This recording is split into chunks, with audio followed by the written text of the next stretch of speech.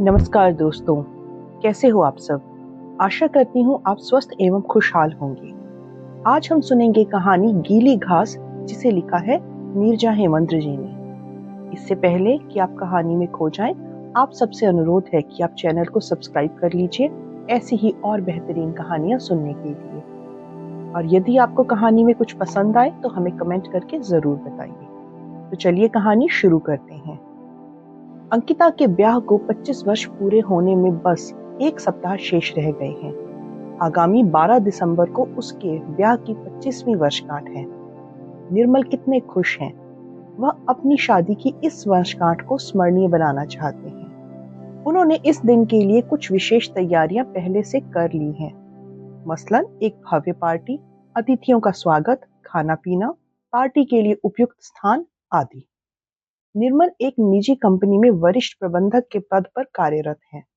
उम्र है 50 वर्ष के आसपास। बालों में यत्र तत्र बिखरी सफेदी और आंखों पर सुनहरे फ्रेम का चश्मा उनकी उम्र का आकलन करने के लिए पर्याप्त है।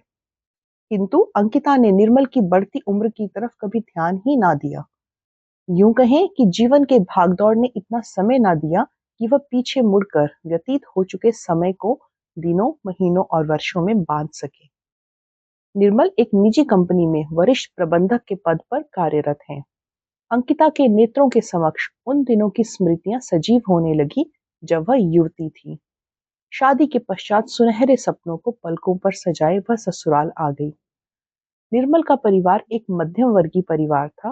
परिवार के सदस्यों के विचारों से तालमेल बिठाते हुए खट्टे मीठे अनुभवों को आत्मसात करते हुए उसके दिन व्यतीत होने लगे।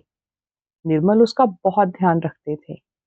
विवाह के 1.5 वर्ष पश्चात क्षितिज उनकी गोद में आ गया।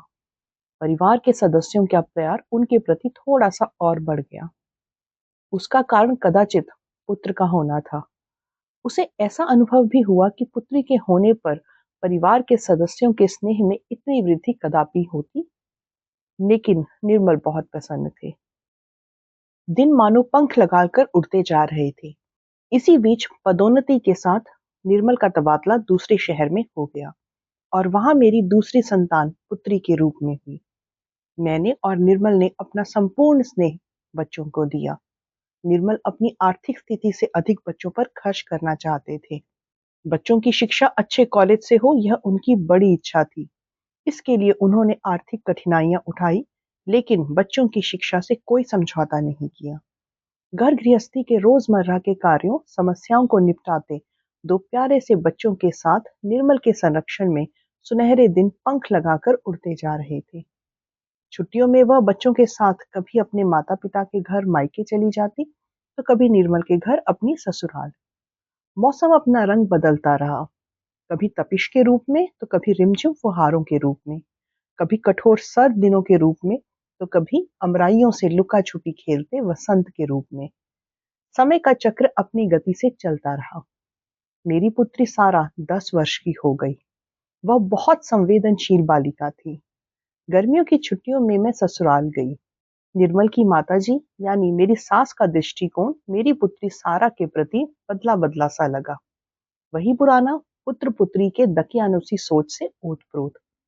ऐसा लग रहा था मानो वह अभी से मेरी अबोध पुत्री को जीवन की समस्त जिम्मेदारियां उठाने योग्य बना देना चाहती हो। घर के तमाम कार्यों के लिए जब तब उसे पुकारना और कार्यों में कुछ कमी की स्थिति में आलोचनाओं की झड़ी लगा देना। वक्त बेवक्त आराम के समय भी उसे उठा देना उनकी आदत बन गई थी। यह सब देखकर कभी-कभी उनका प्रतिकार करने की मेरी तीव्र इच्छा होने लगती, किंतु घर का माहौल तनावपूर्ण ना हो जाए, यह सोचकर निर्मल मुझे ऐसा करने से मना कर देते। समय का पहिया अपनी गति से घूमता रहा। पलों को अपनी आगोश में समेटते हुए दिन रात ढलने लगे। खूबसूरत ऋतुएं वक्त के पन्नों पर अपनी दस्तक देती और चली जाती। पल दिनों में, दिन वर्षों में तब्दील होकर व्यतीत होने लगे। मेरे दोनों बच्चे क्षितिज और सारा दो नन्हे परिंदों की भांति नीड से निकलकर दुनिया में अपनी अलग पहचान बनाने के लिए प्रयत्नशील रहने लगे। देखते देखते कब क्षितिज की इंजीनियरिंग की शिक्षा पूर्ण हो गई, पता ही नहीं चला। उसकी नौकरी बेंगलुरु के एक निजी कंपनी में लग गई। सारा ने भी एमबीए में प्रवेश ले लिया। बेटे को नौकरी करते हुए लगभग 1.5 वर्ष ही हुए होंगे। एक दिन उसने अपने साथ कार्यरत लड़की से विवाह की इच्छा प्रकट की। हमने अपनी आर्थिक स्थिति मजबूत न होने के बावजूद बेटे का विवाह धूमधाम से कर दिया। सारा भी भाई की शादी से अत्यंत प्रसन्न थी। विवाह के पश्चात क्षितिज का फोन आना कुछ कम हो गया। जब कभी उससे फोन पर बात होती तो यही प्रतीत होता कि वह अपना घर सजाने संवारने में व्यस्त हो चुका है। उसके पास हमारे लिए समय की कमी है। उम्र के इस पड़ाव पर जहां अकेलापन धीरे धीरे हृदय द्वार पर दस्तक देना प्रारंभ कर देता है, सारा ने हमारे हृदय उद्यान को पुष्पित और पल्लवित रखा। वह घर में होती तो मैं निश्चिंत होकर घर के कार्यों को निपटाती। कॉलेज से आकर वह अपने कॉलेज की सारी बातें हमें बताती। दिन में व्यतीत हुए किसी हास्य प्रसंग पर मैं भी उसके साथ खिलखिलाकर हंस पड़ती। सारा ने हमारे अकेलेपन को खुशियों से भर दिया था। बेटे के लिए मेरा मन फिक्रमंद रहता। वह दिन में 1-2 बार फोन कर लेता। शाम को निर्मल से भी बातें हो जाती। इस प्रकार उसका कुशल क्षेम पता चलता रहता। बहू से भी बातें हो जाती। मन बड़ा ही निश्चिंतता का अनुभव करता कि मेरे बेटे बहू अच्छे हैं। कम से कम अपने माता पिता के लिए कुछ सोचते तो हैं। आज हमारी शादी की 25वीं वर्षगांठ पर हमने अपने समस्त नाते रिश्तेदारों को आमंत्रित किया है। मेरे भाई भाभी, दीदी, ननद और उनका पूरा परिवार एक दिन पूर्व ही आ गया। बेटा भी वर्षगांठ के दिन ही बहू के साथ आया। आशा थी वह कुछ दिनों पहले आकर से हमारी तैयारियों और खुशियों में शरीक होगा, किंतु उसने बताया कि उसे ऑफिस से अवकाश ही नहीं मिला। सारा उस दिन बहुत प्रसन्न थी। उसके चेहरे पर एक आकर्षण था जो हर युवा लड़की के चेहरे पर होता है। उसकी निश्चल मासूमियत उसके युवा आकर्षण को और बढ़ा रही थी और उसे अन्य लड़कियों से कुछ अलग कर रही थी। वह घर के कार्यों में प्रफुल्लित होकर हाथ बटा रही थी। देर रात तक सभी मेहमान भोजन करके चले गए।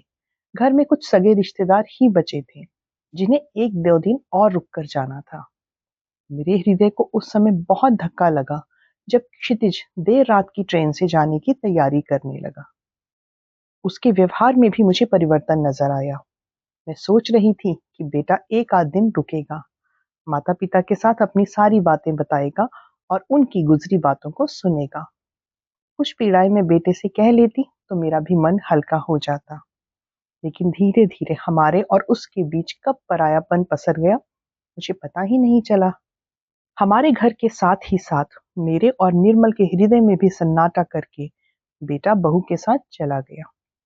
हृदय के सन्नाटे की इस पीड़ा की अनुभूति किसी को नहीं हो सकती थी, बेटे को तो बिल्कुल भी नहीं।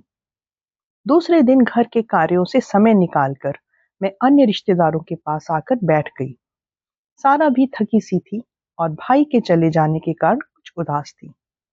वह भी आकर हमारे पास बैठ गई। निर्मल की माता जी ने सारा को देखा तो कुछ इधर उधर की बातें करने लगी। वह सारा को उपदेश देने की भूमिका बना रही थी।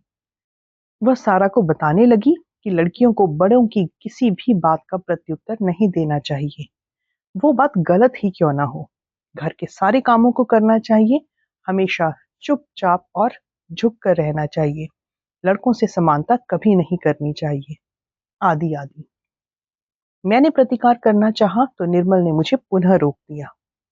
सारा रुआसी होकर दकियानुसी बातों को सुनती रही। सासू माँ ने पुनः कहना प्रारंभ किया कि लड़कियों को घास की भांति होना चाहिए। मैं समझ ना सकी कि घास का क्या अर्थ है, नर्म या पैरों तली रौंदे जाने वाली। यदि नर्म से तात्पर्य है तो सारा कोमल हृदय, संवेदनशील और परिश्रमी बच्ची है। धीरे धीरे सभी मेहमान चले गए। मुझे और निर्मल को कभी कभी अत्यंत अकेलेपन की अनुभूति होने लगती। सारा ही हमारी खुशियों का केंद्र बिंदु बन गई। बेटे का फोन कम आने लगा। मैं, निर्मल और सारा हम ही उसे फोन करते। क्षितिज अनमने भाव से उत्तर देता। सारा पढ़ाई के साथ ही साथ मेरा और निर्मल हम दोनों का बाहर का कार्य भी करती। वह अपनी शिक्षा के अतिरिक्त हमारा ध्यान भी रखती।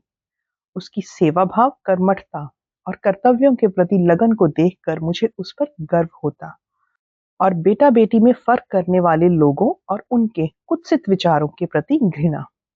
सारा ने मेरे और निर्मल के जीवन में संपूर्णता भर दी थी। वह घास की तरह नर्म ही नहीं, बल्कि गीली घास की तरह नर्म, जीवनदायिनी और शीतलता का एहसास देने वाली है। तो दोस्तों, अभी हम सुन रहे थे कहानी गीली घास। धन्यवाद।